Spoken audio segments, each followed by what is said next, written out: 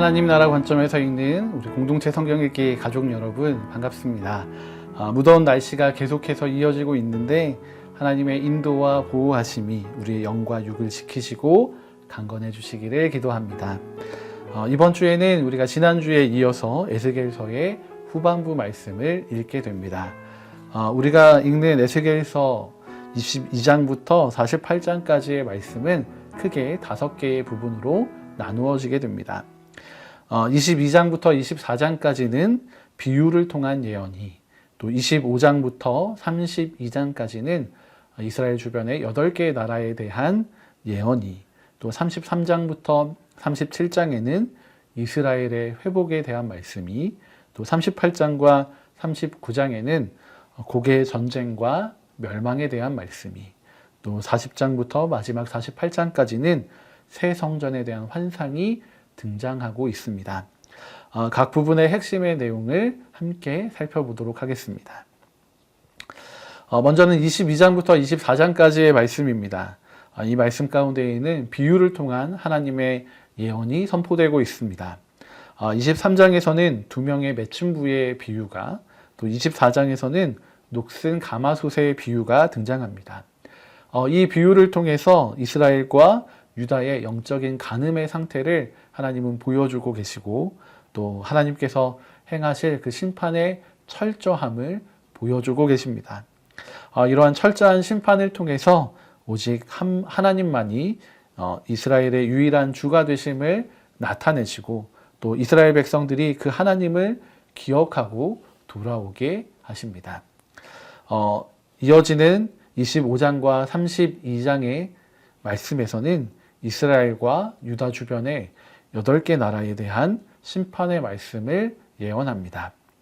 암몬, 모압, 또 에돔, 블레셋, 두로와 시돈, 애굽, 아수르에 대한 심판의 말씀이 등장하고 있습니다.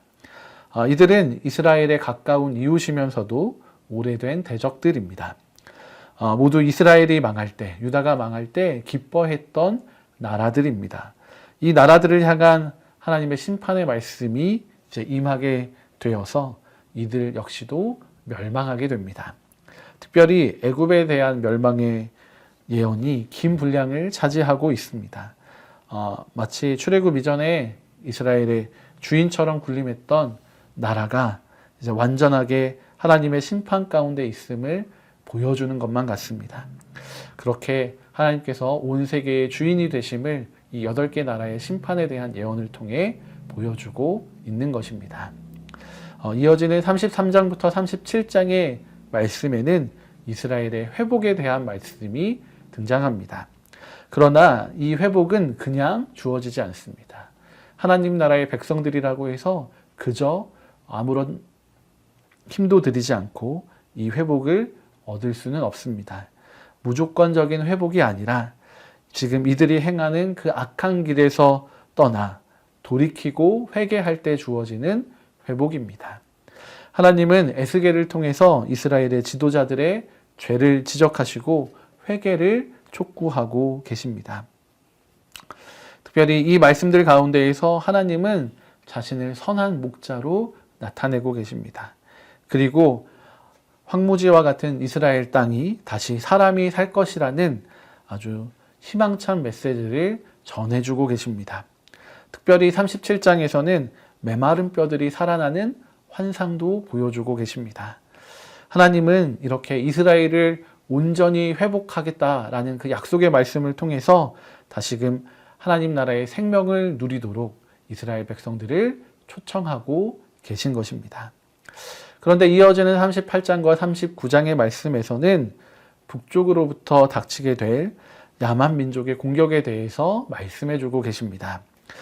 정체를 알 수 없는 이 곡이라는 인물의 지위를 받으며 원근 각처의 군대들과 동맹을 맺은 이 집단은 여호와의 백성들과의 전쟁을 준비하고 있습니다.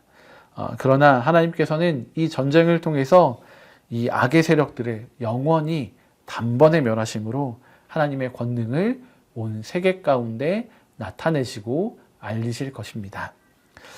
그리고 이 에스겔서의 마지막 부분은 에스겔의 환상을 보여주고 있습니다. 이 환상은 특별히 새로운 성전에 대한 환상이었습니다.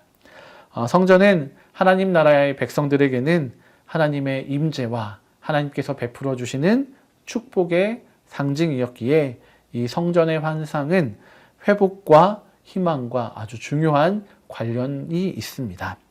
에스겔은 예루살렘 성전의 건축 설계도를 보게 됩니다. 이 환상에서는 특별히 새롭게 등장하는 인자라는 인물이 있습니다. 인자는 온 세계의 역사의 종말과 관련되어서 왕으로 나타나게 될 사람임을 알려주고 있습니다. 바로 이 인자라는 표현은 예수님께서 자신을 지칭하실 때 사용하셨던 단어입니다. 에스겔의 마지막 말씀은 인자가 되시는 예수님, 오실 메시아에 대해서 예언하고 있는 것입니다. 이 인자를 통해서 예루살렘 성전과 이스라엘 가운데 하나님의 영광이 돌아오게 됩니다. 이보다 더 큰 위로와 소망은 없습니다. 에스겔의 마지막은 이 새롭게 세워지는 도성의 이름을 여호와 삼마라고 알려줍니다. 주님께서 거기 계시다라는 뜻입니다. 하나님은 늘 우리와 함께 하시며 또 놀라운 하나님의 역사를 이루시는 분이십니다. 심판도 회복도 구원도 모두 하나님께 달려있음을 기억하시기 바랍니다. 이번 주 우리는 이 에스겔서의 마지막 부분을 읽게 됩니다. 선지자 에스겔의 임무는 파수꾼과도 같았습니다.